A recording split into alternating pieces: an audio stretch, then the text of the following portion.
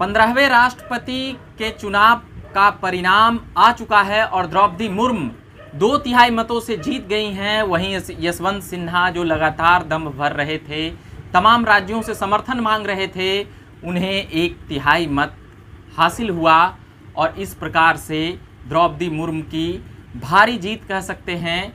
वैसे तो सबसे बड़ी जीत इस देश के प्रथम राष्ट्रपति डॉक्टर राजेंद्र प्रसाद ने जीती थी राष्ट्रपति चुनाव का, मगर द्रौपदी मुर्मू ने 64% से ज़्यादा मत लाकर एक रिकॉर्ड तो बनाया ही है, साथ ही कई रिकॉर्ड बनाए हैं। आज़ाद भारत में जन्मी पहली कोई व्यक्ति या महिला, पुरुष या महिला राष्ट्रपति बनी हैं। बता दें कि नरेंद्र मोदी, इससे पहले नरेंद्र मोदी जो देश के प्रधानमंत्री हैं, वह भी देश में आज़ादी के बाद जन्मे पहले प्रधानमंत्री थे और वहीं द्रौपदी मुर्मू को राष्ट्रपति के रूप में यह सौभाग्य मिला कि वह देश में आज़ादी के बाद देश में जन्मी, यानी कि भारत में जन्मी वह पहली कोई व्यक्ति के रूप में राष्ट्रपति बने हैं। वहीं आदिवासी महिला के रूप में भी वह पहली महिला राष्ट्रपति बनी हैं, मगर महिला राष्ट्रपति के रूप में अगर देखेंगे तो वह दूसरी महिला राष्ट्रपति बनी है, प्रतिभा देवी पाटिल, जो एपीजे अब्दुल कलाम के बाद 2007 के बाद 2007 से 12 का जो टर्म था राष्ट्रपति का, यानी कि 13वें राष्ट्रपति के रूप में, 12वें राष्ट्रपति के रूप में प्रतिभा देवी सिंह पाटिल थी। उसके बाद 12 से 17 प्रणब मुखर्जी रहते हैं और 17 से 22 ये रामनाथ कोविंद। वहीं अब बस औपचारिकता मात्र है शपथ लेने में। द्रौपदी मुर्मू को चंद 3-4 दिनों में शपथ हो जाएगी और अगले सप्ताह से द्रौपदी मुर्मू इस देश की राष्ट्रपति होंगी। चुनाव जीत ली हैं और इसमें क्रॉस वोटिंग की भी संभावनाएं जताई गई। साथ ही 17 सांसदों के क्रॉस वोटिंग की बातें सामने आई, यानी कि कहा जा सकता है कि द्रौपदी मुर्मू के लिए तमाम पार्टी की बाधाएं दलगत से ऊपर उठकर लोगों ने वोट की है, जैसे कई और पहले के राष्ट्रपति के साथ भी हुआ था। प्रणब मुखर्जी के वक्त भी यह हुआ था जब कांग्रेस को काफ़ी मशक्कत करनी पड़ रही थी राष्ट्रपति चुनाव कैंडिडेट को जिताने में। नीतीश कुमार जैसे नेता उस वक्त उनके साथ खड़े होते हैं और भी नेता उनके साथ खड़े होते हैं और वह चुनाव जीत लेते हैं और अपेक्षा से अधिक वोटें लाते हैं। वैसे 61-62%, 60% वोट आने का अनुमान पहले ही लगाया जा रहा था, मगर ये बाकी के 4-5% वोट किधर से आए, यानी कि क्रॉस वोटिंग हुई है। चाहे वह टीएमसी या फिर आप कह लें झारखंड के मुख्यमंत्री हेमंत सोरेन की बात कर लें, उसके बाद फिर और भी जगहों से बीजू जनता दल ने पहले ही समर्थन कर चुकी थी। अब ये बातें क्लियर हो गई कि द्रौपदी मुर्मू के लिए राष्ट्रपति चुनाव में केवल संभावनाएं ही नहीं थी, लहर थी। 50% मत से अधिक लाना था। थर्ड राउंड में आगे जा चुकी थी द्रौपदी मुर्मू, मगर जो सबसे बड़ी बात रही, द्रौपदी मुर्मू पर टिप्पणियां भी की गई। यशवंत सिन्हा लगातार प्रचार में जुटे हुए थे, लोगों से समर्थन मांग रहे थे कि कौन सबसे सक्षम है, कौन सबसे शिक्षित है, ऐसी भी बातें की गई। वहीं द्रौपदी मुर्मू को मूर्ति शब्दों से भी संबोधित किया गया, जिसकी पूरी आलोचना हुई, भरसक आलोचना हुई। तमाम जगहों से इस प्रकार के शब्द राष्ट्रपति के लिए न कहा जाए। आदिवासी महिला के रूप में भी ये काफ़ी एक कहा जा रहा है कि बीजेपी ने एक कह सकते हैं कि तरब का पत्ता और एक बड़ा सियासी चाल चला है, ये कहा जा रहा है। वैसे आने वाले 2024 के लिए ये बड़ी बिसात भी कही जा सकती है, क्योंकि 2024 के इलेक्शन में आदिवासी बहुल क्षेत्रों में जहां पर बीजेपी इसे वोट में जाकर इलेक्शन के वक्त ये जरूर जाकर कह सकती है कि हमें पहली बार जब राष्ट्रपति बनाने का मौका मिला था तो हमने एक मुसलमान को बनाया था, यानी कि डॉक्टर एपीजे अब्दुल कलाम का नाम लेकर आज भी कई लोग कहते हैं। मगर वहीं वैसे हिंदू और मुसलमान करके वैसे न देखा जाए एपीजे अब्दुल कलाम को, मगर ये बातें चुनाव में जब चुनाव होती है तो ये बातें निकलकर सामने आती है कि बीजेपी को क्यों टारगेट किया जाता है कि वो मुस्लिम विरोधी है। तो ये बातें कहकर बीजेपी के लोग संतावना देते हैं। वहीं जब दूसरी बार मौका मिला मोदी गवर्नमेंट में, कह सकते हैं पहली बार वाजपेयी गवर्नमेंट में बने थे एपीजे अब्दुल कलाम, दूसरी बार जब मौका मिला तो रामनाथ कोविंद का नाम सामने आया जो दलित हैं। और इस प्रकार 2019 के चुनावों में और भी तमाम चुनावों में ये बातें खूब कही गई कि हमने एक दलित को राष्ट्रपति बनने का गौरव हासिल कराया। वहीं अब जो बातें आ रही है, पहली बार कोई आदिवासी राष्ट्रपति के पद तक जा पहुंचे, वो भी महिला, यह एक बहुत बड़ी बात है।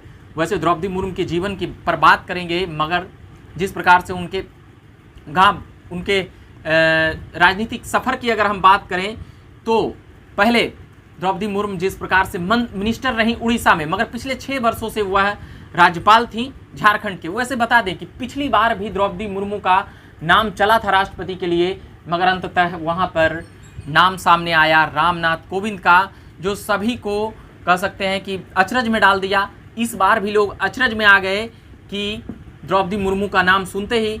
वैसे उनके गांव में खूब लड्डू बन रही है।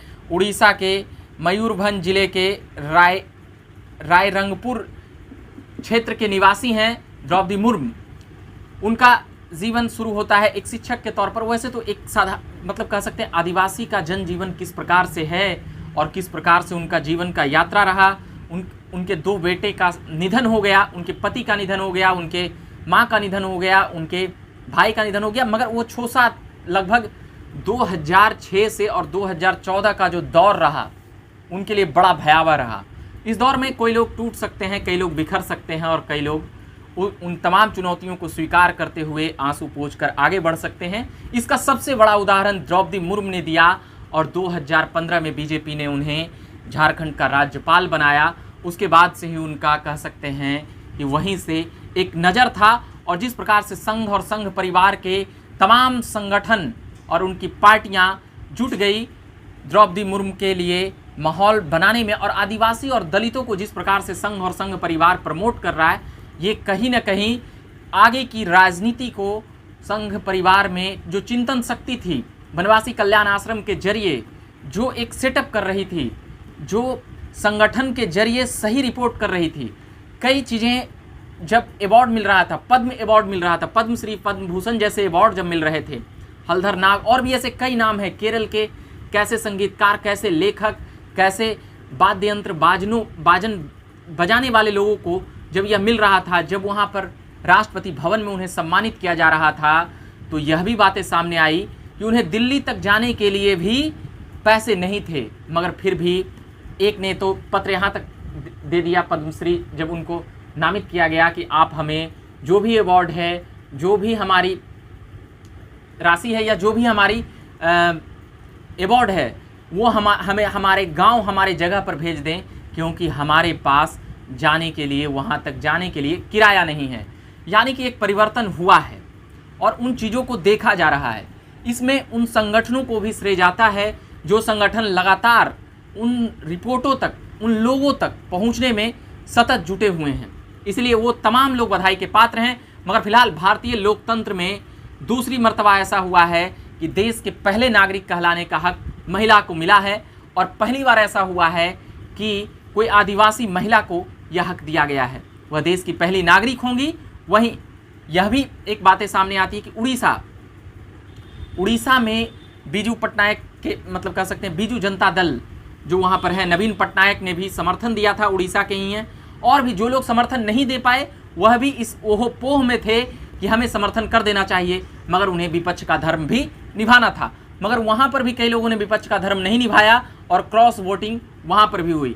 तो ये बातें थी द्रौपदी मुर्मू की, जिन्होंने संघर्ष का रास्ता नहीं छोड़ा और एक आदिवासी समाज में आने के बाद भी जिस प्रकार से उनका राजनीतिक जीवन रहा, एक शिक्षक, एक शिक्षिका, अध्यापिका से लेकर के राष्ट्रपति तक के सफ़र को, ये दायित्व पद तक कोई भी पहुंच सकता है। जो लोग उन तमाम रास्तों पर यह कहते हैं कि हमारे पास यह है, हमारे पास वह है, हम यह नहीं कर सकते, वह नहीं कर सकते, यह उनके लिए एक बहुत बड़ा उदाहरण है। और जो लोग कह सकते हैं कि डिप्रेशन और मोटिवेट नहीं हो पाते हैं या डिप्रेस हो जाते हैं कई चीज़ों को लेकर, तो द्रौपदी मुर्मू के बारे में जानिए, एपीजे अब्दुल कलाम जैसे लोगों के बारे में पढ़िए।